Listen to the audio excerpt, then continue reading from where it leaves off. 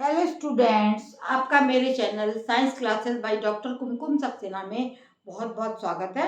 और इस समय हम चल रहे हैं जीव विज्ञान के 9th चैप्टर पर, जिसका नाम है आनुवांशिकी एवं हेरिडिटी एंड विकास, है ना। हेरिडिटी एंड विकास, एवोल्यूशन पे हम चल रहे हैं। और हेरिडिटी के बारे में मैंने आपको पिछले चैप्टर में बताया है, और अब मैं बताने जा रही हूँ आपको कि इवोल्यूशन क्या है। This is the process in which a new living organism is developed gradually over a long period of time। सबसे पहला उदाहरण मैंने आपको दिया कि बंदरों से किस तरह से मनुष्य जो है वो उत्पन्न हुआ है, और धीरे धीरे क्रमिक परिवर्तन आते रहे। जैसे बंदर जो है चारों हाथों को अपना नीचे को करके चलता है, मनुष्य धीरे धीरे खड़ा होता चला गया, उसके हाथों में शक्ति आती चली गई, पैर लंबे हो गए, उसका दिमाग डेवलप हुआ और वो सोचने विचारने के लिए तैयार हो गया। तो ये होता है आपका विकास। सबसे पहला प्राणी जो था वो क्या था? बैक्टीरिया था, और बैक्टीरिया से ही आगे सारी जातियां जो है उनका उद्भव होता चला गया। तो विकास के चरण पर हम अगर चलते हैं तो हम एक उदाहरण लेते हैं कि अगर भृंग है, एक समष्टि में बहुत सारे भृंग हैं जो लाल रंग के हैं, उन्हें कौवे आते हैं और खा जाते हैं। एक दूसरी समष्टि है जहाँ पर भी लाल रंग के भृंग हैं, और वहाँ पर जो है कौवे आते हैं और उन्हें खा जाते हैं। लेकिन पहली समष्टि में क्या होता है कि चील जो है कौवों को खा जाती है, तो उस वहाँ पर इतना प्रभाव नहीं पड़ेगा। लेकिन दूसरी समष्टि जहाँ पर चील कौवों को नहीं खाती है, तो कौवे लाल रंग के भृंगों को खा लेते हैं। अगर किसी तरीके से जीन्स के प्रभाव से, चेंज ऑफ जीन्स से एक नया रंग हरा उत्पन्न हो गया, तो वो क्या करेगा? जो भृंग जो है वो हरे रंगों को नहीं देख पाया, हरे रंग के भृंगों को नहीं देख पाएगा कौवा, और वो उन्हें नहीं खाएगा और लाल रंग के भृंगों को खाता चला जाएगा। ये क्या होगा इसमें कि हरी जो हमारी जाति है वो बढ़ती चली जाएगी और लाल रंग की स्पेशीज वो खत्म होती चली जाएगी।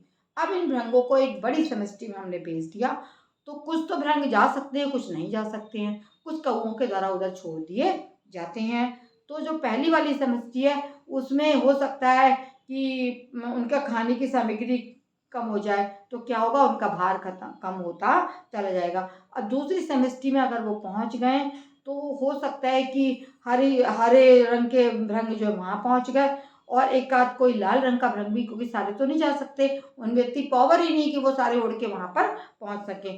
तो हरे भृंग जो हैं वो लाल रंग के जाति के साथ जनन करेंगे, तो क्या हुआ? एक नई जाति का उद्भव होगा। इस प्रकार आनुवांशिक विचलन एवं प्राकृतिक वर्ण के संयुक्त प्रभाव से प्रत्येक समष्टि जो है वो दूसरे से भिन्न होती चली जाती है। और प्राकृतिक चयन क्या होता है?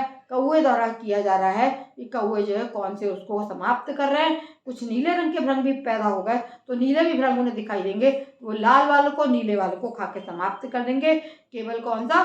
हरे रंग के भृंग ही बच पाएंगे। अब हम आगे चलते हैं और हम आपको बताएंगे अर्जित लक्षणों की वंशानुगति क्या होती है। अर्जित लक्षण क्या होते हैं? जिनमें कि जीन्स का कोई प्रभाव, जीन्स उसमें संबंधित नहीं होता है। जो अर्जित लक्षण जो है, एक्वायर्ड ट्रेड्स जो है, ऐसे करेक्टर्स होते हैं जो लाइफ टाइम में जो है वो एक्वायर्ड किए जाते हैं, लेकिन उनमें जीन्स का कोई इन्वॉल्वमेंट नहीं होता है। अगर वैज्ञानिकों ने देखा कि उन्होंने चूहों की पूंछों को काट दिया, और काटने के बाद भी कई जनरेशन के बाद भी उन्होंने देखा, क्या देखा? कि चूहे जो थे बिना पूंछ के नहीं पैदा हुए, पूंछ वाले चूहे ही पैदा हुए। क्यों? क्योंकि इसमें हमारे जो थे वो इनहेरिट जो थे, इनहेरिटेड ट्रेट्स, जो करेक्टर्स जो थे जिनमें जीन्स इन्वॉल्व होते हैं, वो नहीं प्रभावित हुए थे। केवल उनके अर्जित ट्रेट्स को ही, एक्वायर्ड ट्रेट्स को ही प्रभावित किया गया था, उसको काटा गया था, और इनका जीन्स से कोई मतलब नहीं था। इसलिए कोई भी चूहा जो था बिना पूंछ के पैदा नहीं हुआ। इसलिए ये जो हमारा वातावरण का सिलेक्शन होता है वो बहुत बड़ी चीज़ होती है, लेकिन हम एक्वायर्ड ट्रेट्स को अगर हम छुएंगे, प्रभावित करेंगे, तो उनका अगली पीढ़ी में कोई भी प्रभाव नहीं हुआ। इसीलिए अर्जित लक्षण चूहों की पूंछ जो थी वो लंबी ही पाई गई। धीरे धीरे शनि शनि करके नई जाति का उद्भव इसी तरीके से हो जाता है। अभी मैंने आपको बंदर का उदाहरण दिया, और जो हमारे धीरे धीरे क्रमिक परिवर्तन हुए, मछली से एम्फीबिया बना, एम्फीबिया से रेप्टाइल्स बने, और रेप्टाइल्स से फिर सरीसृप वर्ग आया, और सरीसृप वर्ग से फिर मैमेलिया वर्ग आ गया।